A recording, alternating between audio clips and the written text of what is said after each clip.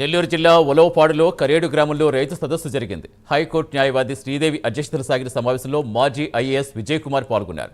రైతు సదస్సులో రైతులు పెద్ద ఎత్తున పాల్గొన్నారు. కరేడు భూసేకరణలో ప్రభుత్వం రైతులను మోసం చేస్తోందని ఆరోపించారు. ఇండోసోల్ కంపెనీ కోసం తెచ్చిన జీవో లోపభూయిష్టమైందని తెలిపారు.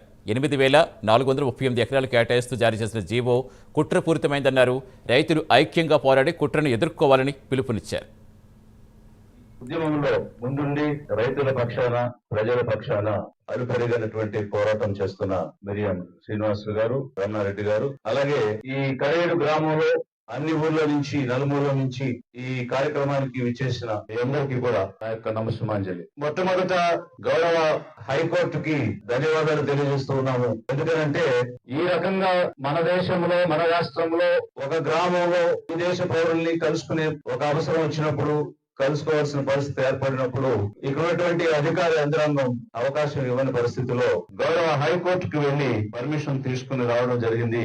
అలాంటి మన దేశ పౌరుల్లో మన రాష్ట్రంలో ఉన్న పౌరుల్ని కలుసుకోవడానికి హైకోర్టు అనుమతి ఇచ్చినందుకు వారికి ధన్యవాదాలు తెలియజేస్తూ ఉన్నాను. ఈ ఉద్యమంలో ముందుండి రైతుల పక్షాన ప్రజల పక్షాన అలుపెరిగినటువంటి పోరాటం చేస్తున్న మిరియం శ్రీనివాసులు గారు, రమణారెడ్డి గారు, అలాగే ఈ కరేడు గ్రామంలో అన్ని ఊర్ల నుంచి నలుమూల నుంచి ఈ కార్యక్రమానికి విచ్చేసిన అందరికీ కూడా నా యొక్క నమస్సుమాంజలి. మొట్టమొదట గౌరవ హైకోర్టుకి ధన్యవాదాలు తెలియజేస్తూ ఉన్నాము. ఎందుకంటే ఈ రకంగా మన దేశంలో మన రాష్ట్రంలో ఒక గ్రామంలో ఈ దేశ పౌరుల్ని కలుసుకునే ఒక అవసరం వచ్చినప్పుడు కలుసుకోవాల్సిన పరిస్థితి ఏర్పడినప్పుడు ఇక్కడ అధికార యంత్రాంగం అవకాశం ఇవ్వని పరిస్థితిలో గౌరవ హైకోర్టుకు వెళ్లి పర్మిషన్ తీసుకుని రావడం జరిగింది.